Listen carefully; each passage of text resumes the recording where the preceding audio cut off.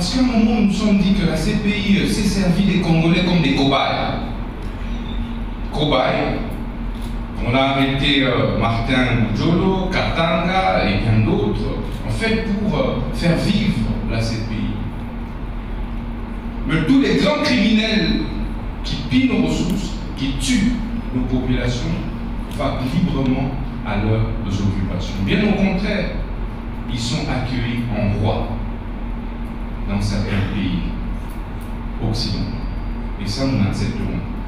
Nous voulons d'une coopération gagnant-gagnant.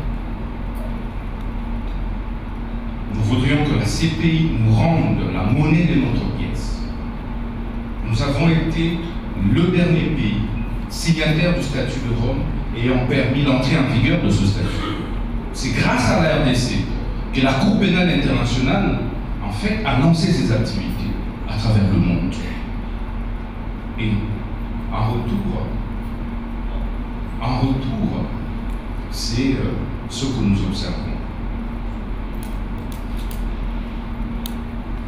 En retour, la CPI, depuis 2004, comme le professeur Taylor l'a dit, il y a eu le premier déferment. Il y a une deuxième situation déférée devant la CPI. Mais qu'attend la CPI pour traquer M. Kagame? Et je me dis, ce n'est pas une question d'expertise, ce n'est pas une question d'épreuve. Vous êtes beaucoup plus outillés, vous avez des drones, vous savez en ce moment-ci où se commet un crime, maintenant là. Vous êtes capable de pouvoir documenter une preuve. Plus que nous. Mais pour le Congo, vous dites que nous sommes en train de rassembler des preuves. Ça fait donc 20 ans, ça fait 24 ans que vous êtes en train de rassembler des preuves. Ça fait 30 ans que vous êtes en train de rassembler des preuves.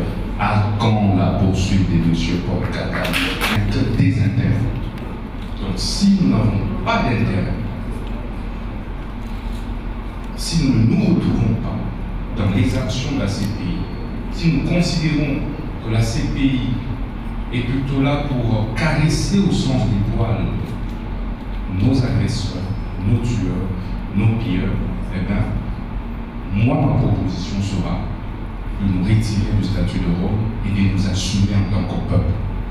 Un peuple autonome, déterminé, souverain et engagé. Et je pense que parmi les conclusions, Monsieur le représentant du procureur de la CPI pourrait envisager de manière beaucoup plus concrète les modalités du lancement des mandats d'arrêt contre M. Paul Kagame.